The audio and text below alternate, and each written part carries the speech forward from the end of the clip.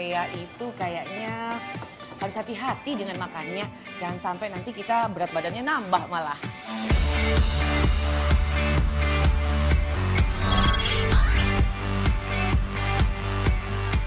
Tapi ya teman-teman, kalau kita bicara tentang bibimbap ya. Bibimbap ini bukan hanya makanan yang bisa mengenyangkan saja, tapi juga ternyata bisa menjadi makanan yang ada fungsi pengobatannya. Mengobati apa ya? Kalian tahu dong kembang tahu, itu loh yang tahunya lembut, kemudian bisa ditaruh gula, rasa jahenya tuh anget, enak gitu loh. Katanya kandungan yang ada di dalam kembang tahu itu sangat baik untuk para wanita yang memasuki masa menopause.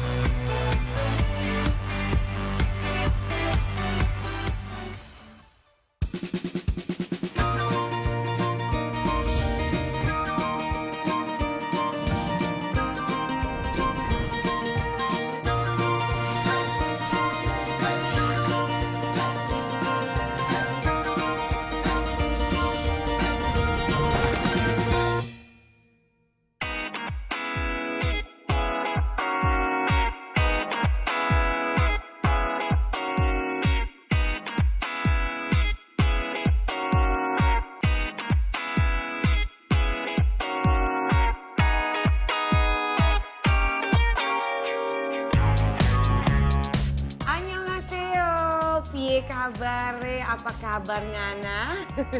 3 bahasa loh temen-temen aku bisanya. Tapi ya kita nggak mau belajar bahasa. Aku nih lagi seneng-senengnya sama drama Korea. Ternyata filmnya lucu-lucu ya. Tapi sebenarnya bukan hanya filmnya, bukan hanya artisnya yang cakep-cakep itu. Tapi aku lebih seneng ngeliat makanannya. Menggugah banget selera ya. Tapi kalau lihat ya makanannya itu kayaknya sehat-sehat banget ya. Isinya sayuran ya kan. Terus daging, kayak protein dong ya. Udah gitu cara masaknya pun lebih sehat tampaknya karena dipanggang. Nah kalau kita bicara soal makanan pasti kan ada yang suka, ada yang nggak suka. Kira-kira kalian suka atau nggak suka dengan makanan Korea? Belum pernah. Pernah. Ya kurang suka aja sih. Chicken yang dari Korea itu, terus ada jajangmyeon, bibimbap, pernah kimchi. Oke teman-teman, saatnya makan. Ini namanya bibimbap. Kelihatan kan? Ini sebenarnya adalah nasi ya, tapi dicampurkan dengan sayuran, kemudian ada dagingnya. Nanti juga bisa ditambahkan dengan nih sausnya. Ini sausnya agak pedas. Nah di bibimbap ini juga ada telurnya. Ini sebenarnya telur setengah mateng ya teman-teman. Tapi karena wadah mangkuk ini tuh panas jadi jangan dipegang. Aku aja nggak berani. Ini akan mematangkan telurnya sendiri. Nah cara makannya unik, klasik. Ini harus dicampur nih kayak gini nih. Panas ya, jadi teman-teman harus hati-hati. Pastikan semuanya tercampur. Ini dagingnya tercampur dengan sayurannya. Oh, kalau di sini ada jamurnya juga loh teman-teman nih, ada jamur. Kalau suka, kita bisa tambahkan sausnya. Ini agak pedas, jadi kalian bisa menyesuaikan aja. Nah, selain bibimbap, sebenarnya di Korea itu masih ada banyak lagi makanan yang favorit. Apa aja, penasaran kan? Nih, saya kasih tahu. Tteokbokki. Tteokbokki adalah makanan Korea dari tepung beras yang ditumis dengan aneka sayuran seperti bawang bombay dan bumbu merah khas Korea yang rasanya tentu pedas manis. Tteokbokki biasanya berbentuk panjang, lonjong dan tidak berisi. Sekarang ini tteokbokki dibuat bervariasi seperti bentuk bintang atau dikombinasikan dengan makanan lain seperti pizza dan sandwich. Isinya juga bisa bermacam-macam loh, mulai dari keju, daging, dan lain-lain. Budae-jjigae. Budae-jjigae adalah masakan Korea berupa sup yang dimasak dengan ham dan daging kalengan. Mereka mengkombinasikan bahan-bahan ini dengan kuah masakan Korea yang pedas dan merebusnya dalam panci besar. Sekarang ini masakan Budae-jjigae sangat populer di Korea Selatan, bahkan di Indonesia. Banyak restoran yang menyajikan hidangan ini dengan variasi-variasi baru. Dengan menambahkan bahan-bahan sayuran, jamur, mie instan ramyun, tteok, kimchi, makaroni, keju, dan sebagainya. Jajangmyeon. Jajangmyeon adalah mie dengan saus pasta kacang kedelai hitam. Mie yang digunakan adalah mie tebal yang terbuat dari tepung gandum. Saus untuk mie ini biasa ditambahkan dengan bawang merah cincang, daging merah atau makanan laut. Jajangmyeon ini sebenarnya berasal dari Tionghoa dan disajikan secara berbeda di Korea. Di Beijing, jajangmyeon asli disajikan dengan saus yang beraneka macam. Ada yang lucu nih dari makanan ini. Di Korea, orang-orang yang belum punya kekasih memakan hidangan ini pada Black Day.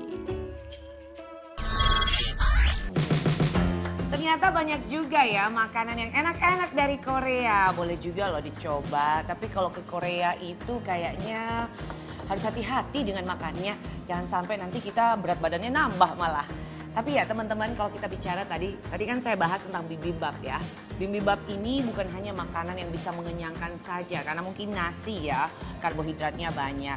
Tapi juga ternyata bisa menjadi makanan yang ada fungsi pengobatannya. Mengobati apa ya? Coba kita tanya ahli. Makanan-makanan Korea ya, yang sayurannya banyak itu bagus. Atau seperti kimchi itu bagus. Bagusnya apa? Dia mengandung yang dikenal dengan probiotik, bakteri yang baik. Jadi silahkan dimakan, tetapi jangan berlebihan dagingnya. Makanan Korea kan yang banyak lagi adalah dagingnya. Hati-hati, lemak-lemak dari daging sapinya itu sangat tinggi. Ternyata seperti itu ya teman-teman khasiat dari bibimbap untuk kesehatan. Bibimbap ini mudah loh untuk dibikin di rumah.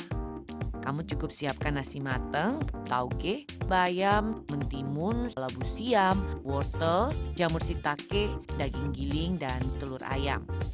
Untuk bumbunya siapkan saus gochujang, kecap asin, bawang putih, minyak wijen, minyak sayur untuk menumis, dan biji wijen sangrai.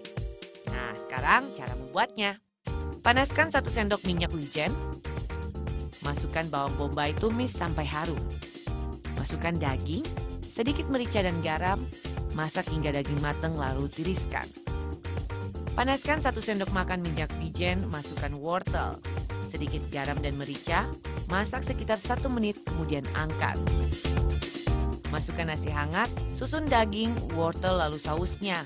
Taruh telur di atas nasi, beri taburan biji wijen. Jadi deh makanan sehat untuk kamu dan keluarga. Selamat mencoba ya. Kalau kita membahas makanan enak dari Korea itu pasti nggak akan ada habisnya. Saya akan ajak kalian kembali ke negeri kita, Indonesia. Ceela, balik lagi ke Indonesia. Saya mau ngajak kalian untuk berkenalan dulu dengan dessert favorit saya. Pengen tahu dong? Jangan kemana-mana dulu, tetap di Wonderful.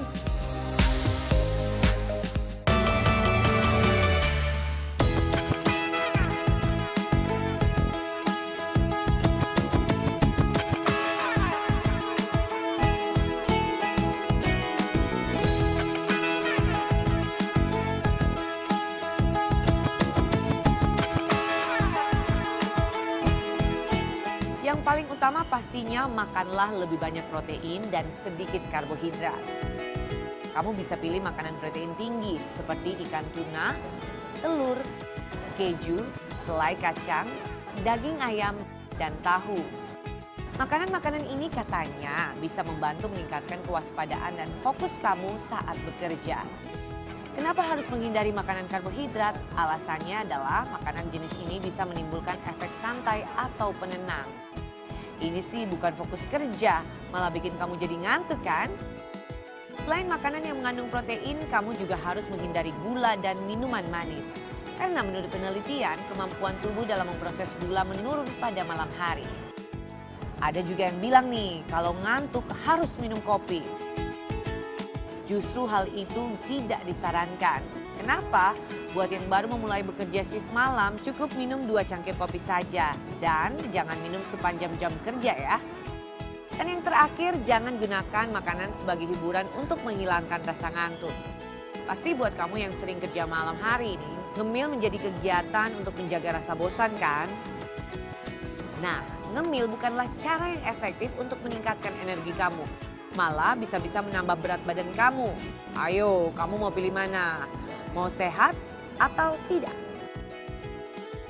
Sebagai penggantinya, kamu cukup istirahat sebentar, jalan-jalan untuk mencari udara segar atau melakukan peregangan.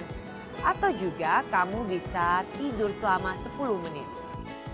Kalau lagi benar-benar lapar atau mau ngemil, bisa puaskan hasrat ngemil kamu dengan makan sayuran mentah seperti wortel, lobak, seledri, dan kacang polong. Karena makanan ini rendah kalori, tapi kaya nutrisi.